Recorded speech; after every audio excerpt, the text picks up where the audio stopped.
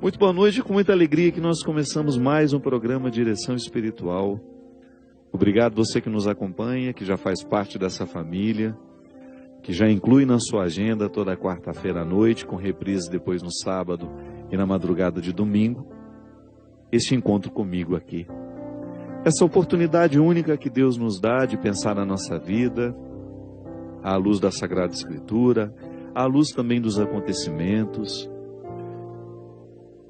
É sempre muito saudável a gente ter a oportunidade de pensar o nosso momento presente, mas contextualizado. Até para a gente entender um texto, a gente precisa do contexto. Às vezes a gente não consegue ter uma boa visão da vida, é porque a gente só foca naquilo que está acontecendo. Mas quando você abre o leque para ver os acontecimentos, tudo aquilo que lhe envolve nesse momento, a sua visão fica mais aperfeiçoada. É assim que a gente supera os momentos de dificuldade. É assim que a gente cresce como pessoas. Quando a gente se oportuniza um olhar mais amplo das realidades que nos envolvem. Essa música fala que Deus nos ampara, que nos sustenta com seu cuidado, com seu amor. Mas é muito especial quando a gente percebe que esse cuidado de Deus na nossa vida se dá a partir das crises que nós enfrentamos. Pode parecer um pouco contraditório, né? Deus me amar, me permitindo crises, porque não há outra forma de crescer. Tudo aquilo que você enfrentou na vida, que lhe foi penoso, você pode ter certeza que foi importantíssimo para você chegar aonde você chegou. Para se passar no vestibular é preciso estudar, o sofrimento do dia a dia. Para se tornar um bom profissional, você precisa se dedicar aos estudos. E assim a vida vai. Depois, para você aperfeiçoar ainda mais a sua vida profissional, vai ter de fazer muito curso, muita especialização. É assim que funciona. Então, é impossível retirar o crescimento da parceria com o sofrimento. Não é que a gente seja masoquista, não. Basta você enfrentar as questões diárias e você terá uma boa dose de motivos, de razões para acreditar no poder curativo que o sofrimento tem na nossa história. E é interessante porque nem Jesus foi poupado disso. Aqui no Evangelho de Marcos, há uma passagem em que Jesus enfrenta o seu momento de crise e o enfrenta com muita lucidez, sem perder a ternura, sem perder a sabedoria. O texto diz assim: chegaram a uma propriedade chamada Getsêmani e Jesus disse aos discípulos: sentai-vos aqui enquanto eu vou orar. Levou consigo Pedro, Tiago e João e começou a sentir pavor e angústia. Jesus então lhes disse: sinto uma tristeza mortal, ficai aqui e vigiai comigo. Jesus foi um pouco mais adiante, caiu por terra e orava para que aquela hora lhe fosse possível e que passasse dele. Ele dizia: Abba, Pai, tudo é possível para ti. Afasta de mim este cálice. Mas seja feito não o que eu quero, porém o que tu queres. E quando voltou encontrando os discípulos dormindo, Jesus disse a Pedro: Simão, estás dormindo? Não foste capaz de ficar vigiando uma só hora comigo? Vigiai e orai para não cairdes em tentação. O espírito está pronto, mas a carne é fraca. Jesus afastou-se outra vez, orou repetindo as mesmas palavras. E voltou novamente e encontrou-os dormindo, pois os seus olhos estavam pesados de sono. Eles não sabiam o que responder. Ao voltar pela terceira vez, ele lhes disse: ainda dormis e descansais? Basta, chegou a hora. Vede, o Filho do Homem está sendo entregue às mãos dos pecadores. Levantai-vos, vamos, aquele que vai me entregar está chegando. Quem já teve a oportunidade de estar em Jerusalém, certamente visitou o Getsêmani, que é esse lugar onde nós temos aquele jardim de oliveiras lindo, o Jardim da Agonia, um lugar muito especial. Aliás, um lugar que nos inspira uma profunda reflexão, porque ele naturalmente nos joga para o contexto deste acontecimento. O Getsemane é a prensa onde as olivas, né, o fruto das oliveiras, são prensados para que se extraia o azeite. Aquela grande pedra que vai esmagando as olivas para que elas possam liberar o azeite. É interessante a gente pensar que o Getsemane é o lugar onde você retira o que há de melhor do fruto. Sim, se a oliva não for esmagada, não se chega ao azeite que ela pode oferecer. É preciso que o movimento daquela grande pedra arranque do pequeno fruto o que ele tem de melhor. Não é à toa que Jesus foi sofrer num lugar deste, né? E não é à toa que essa construção literária nos coloca diante de uns momentos mais difíceis da vida de Jesus. Ele está prestes a ser morto, prestes a enfrentar todo o sofrimento da tarde santa, naquela sexta-feira que para nós, dentro da Semana Santa, é um momento especial para a nossa reflexão também. Mas Jesus está prestes a viver o seu Calvário e ele sabe disso. Ele chama os amigos para estarem com ele, e nem esses amigos são capazes de participar do sofrimento dele.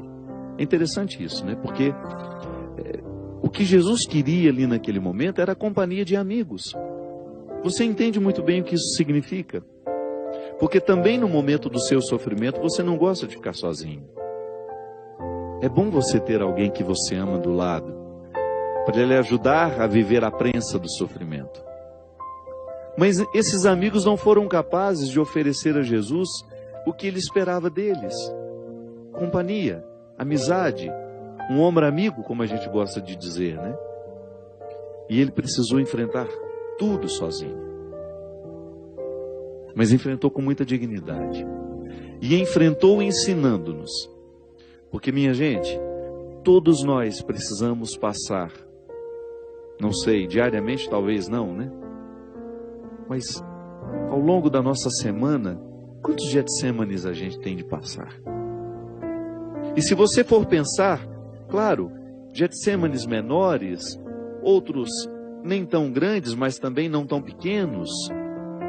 Basta você olhar para tudo aquilo que foi Calvário na sua vida, e você vai descobrir o quanto esses Calvários foram importantes para a purificação da sua essência. Porque quando nós estamos na dinâmica do sofrimento, a gente não tem tempo e nem disposição para o supérfluo. É como se o sofrimento nos julgasse para buscar o que de fato temos de mais precioso. É como se a gente fosse julgado para um território que resguarda o que temos de mais saboroso, de mais valioso, de mais precioso. E essa mão de Deus, que vai nos ajudando a viver a dinâmica da fé, ela vai se manifestando na nossa vida de diversas formas. Um amigo que nos fala, um conselho de mãe, uma palavra de irmão, e Deus vai nos segurando pela mão, vai nos dando condições de enfrentar a pedra do sofrimento. Eu sei que não é fácil. Se a gente pudesse, a gente pularia, né? Igual quando a gente era criança, né? Que você tem aqueles jogos em que você tem a oportunidade de pular uma fase, né? Ah, vou pular, tenho o direito de pular uma fase, vou pular. Na vida não é assim, não. Não dá para pular a fase. O que a gente precisa é viver parte por parte, ir administrando essas dificuldades e percebendo o poder curativo que elas têm em nós, que também isso nos faz manter a vivacidade no caminho. Quando eu identifico que aquela dificuldade que eu estou enfrentando, que eu estou passando, ela tem um poder de transformação na minha vida. Você já está percebendo que não está sendo em vão? Você identifica que ali você já está produzindo, a exemplo das olivas, o azeite precioso. Eu fico olhando para mim mesmo, né?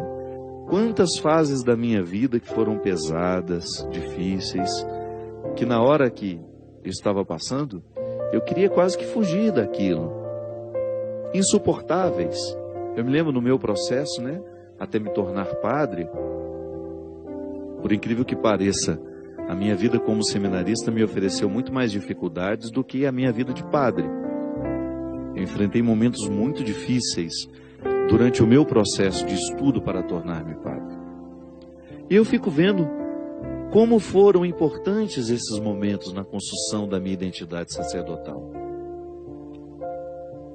Até mesmo antes de falar da minha identidade sacerdotal, como esses momentos foram importantes na construção da minha estrutura humana.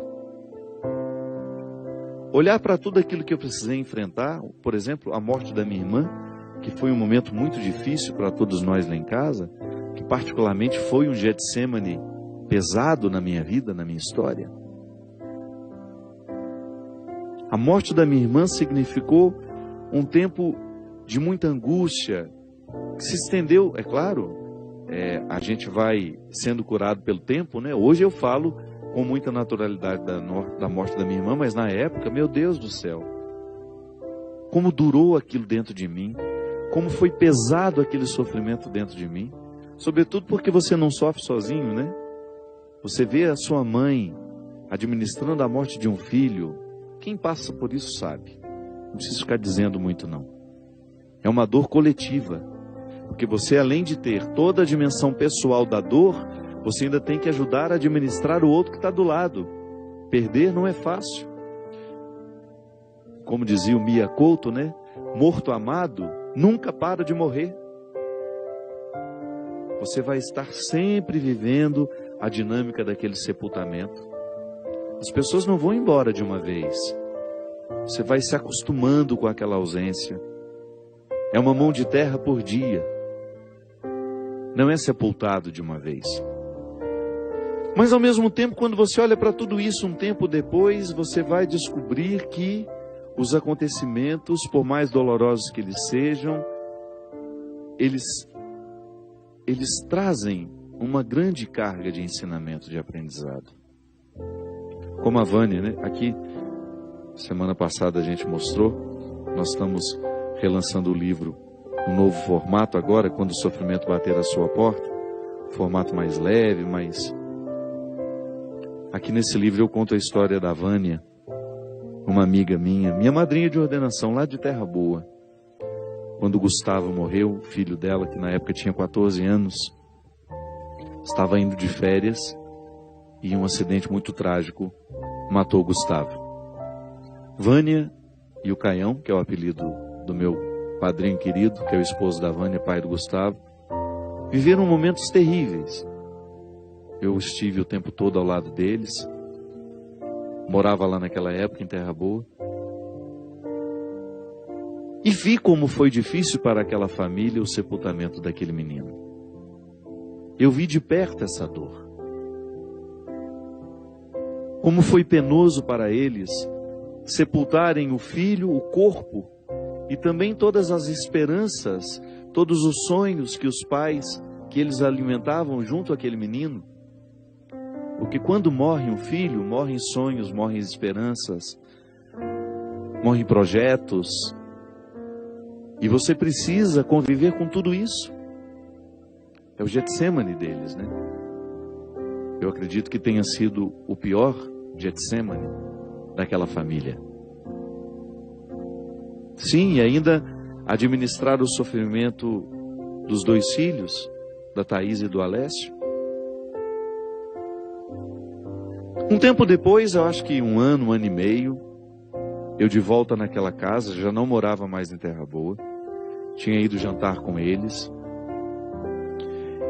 E aí estávamos na sala, eu, Caião e Vânia, conversando, e de repente entrou esse assunto. E a gente falava do quão doloroso foi enfrentar aquele momento. E a Vânia, eu me lembro, derramando uma lágrima assim, muito serena já naquele rosto. Que a Vânia é uma grande mulher, é uma pessoa que sofre com muita dignidade, sempre foi uma mulher de muita dignidade. Quando aquela lágrima correu e ela me disse assim, a morte do Gustavo foi o momento mais difícil da minha vida, mas foi também o mais especial. Porque eu pude visitar no meu coração algumas realidades que nenhuma outra alegria havia me proporcionado. A morte do meu filho me levou a um autoconhecimento que até então eu não havia conquistado. É claro que a gente não deseja isso a ninguém. É claro que é muito melhor a gente crescer mesmo sem esses Getsêmanes tão cruéis. É claro que nós não desejamos a morte dos nossos filhos para a gente poder crescer. Não. Mas o fato é que quando o sofrimento bate à nossa porta, como sugere bem este livro, o que a gente mais precisa fazer é olhar esse sofrimento de perto. Não desviar os olhos dele. E prestar atenção no que ele pretende nos dizer. Para que ele não seja em vão. Para que as nossas perdas não sejam em vão. Para que os nossos sofrimentos não sejam em vão. Para que as nossas lutas não sejam em vão. Fazer o mesmo que a Vânia fez. Permitir que a dor se torne também uma oportunidade especial. Sentir que essa mão de Deus nos conduz assim e que não será diferente do que foi para Jesus, que também no momento do seu sofrimento sentiu-se sozinho, achava que tinha alguém ao lado dele. Não. Por mais que a gente queira, por mais que a gente tenha gente ali do lado, em última instância o sofrimento é absorvido ali na solidão. Por mais que eu queira dividir, chego num limite que não dá mais para dividir. Por mais que o outro esteja do meu lado, é meu. E eu preciso dar conta de tudo isso. É uma questão de maturidade, minha gente. É uma questão de amadurecimento mesmo. Eu ter condições de olhar para aquilo que é penoso na minha vida e colocar isso a favor do meu crescimento, do meu amadurecimento pessoal. Volto a dizer, a gente não precisa correr atrás do sofrimento. Ele virá, ele é natural na nossa vida. A gente sofre justamente porque a gente é criatura, a gente é limitado. O simples fato de você amar. Amar é sofrer, não é outra coisa. Quando você ama, quando você escolhe amar, quando você escolhe ter um filho, até quando você escolhe ter um cachorrinho dentro de casa, você escolhe amar aquela criatura, você iniciou um processo de sofrimento. Porque o sofrimento, o amor, ele gera insegurança, medo de perder. Perdeu a paz para o resto da vida. Põe um filho no mundo e você perde a paz para o resto da vida. Ah, padre, que visão pessimista. Não. Isso é realismo. Você vive mais feliz quando ama. Mas você fica muito mais desassossegado porque ama. Mas esse desassossego é bom. Ele nos motiva, ele nos instiga. Ele nos faz mais vivos. Ele traz vivacidade aos nossos dias. É bom amar. Mas a partir do momento que você ama, você sofre porque você é criatura. Então o sofrimento será sempre inerente à condição humana. Jesus sofreu neste momento justamente porque a encarnação dele não foi só aparente, ele encarnou de verdade. Foi homem de verdade. A gente fala isso na Cristologia. O mistério da encarnação não é só um teatro, não, ele tornou-se verdadeiramente homem. E sendo verdadeiramente homem, experimentou os sentimentos humanos. Sofreu a dor do amigo, de ver o amigo morrer. Sentiu sede, sentiu fome, sentiu frio. Sentiu medo. Medo da morte. Sentiu a solidão de mesmo ter amigos ali por perto, eles estarem dormindo e indiferentes àquilo que se passava com ele. Só com essa passagem a gente tem que tirar, da nossa cabeça a pretensão de que o outro será tudo para nós? Não, nem Jesus conseguiu ter amigos assim. Os outros estarão de acordo com suas possibilidades, mas eu preciso estar com todas as minhas possibilidades. São as minhas possibilidades que vão definir o quanto esse sofrimento me fará crescer ou não. O quanto esse sofrimento vai me edificar. E me edificando, gente, comece a edificar os que estiverem ao meu lado e aqueles que passarem por mim depois que aquela dor me visitou. Sim, porque depois que você vence essa dor, depois que você vence esse sofrimento, você vai para a estrada com uma disposição que você não tinha antes. Se você levar a sério o poder curativo que o sofrimento tem, essa dor que hoje lhe visita, que lhe deixa desassossegado, essa perda que hoje você precisa enfrentar, permita que Deus coloque essa mão, permita que Deus lhe conceda este amparo, para que você tenha a coragem de desafiar-se, ir além e viver com muita serenidade e sabedoria esse momento de dor que hoje você está enfrentando. É a mão dele que lhe sustenta. Da mesma forma como você sustentou o seu filho. Não há diferença. O mesmo que Deus ofereceu a Jesus, ele oferece a nós também. A coragem de ir adiante, de subir essa ladeira da dor, chegar ao Calvário e depois da morte experimentar essa ressurreição. E eu não falo de uma morte do corpo, não. Eu falo da morte que todo sofrimento provoca em nós. É quando, por exemplo, você se decepciona com uma pessoa, naturalmente morre alguma coisa dentro de você. Mas essa decepção não pode lhe amargurar. Ao morrer aquilo que antes era tão vivo dentro de você, permita que você se torne melhor. Comece a ver as pessoas com menos ilusões. Olhe-as com mais realidade. Ah, vai ser tão melhor conviver. Você vai ficar mais maduro, vai ficar esperando menos dos outros e recrutando mais de si mesmo.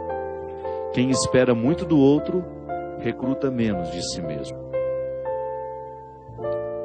Quem recruta menos de si mesmo, perde a oportunidade de crescer como pessoa. Nós vamos para um rápido intervalo e a gente volta já já com o programa de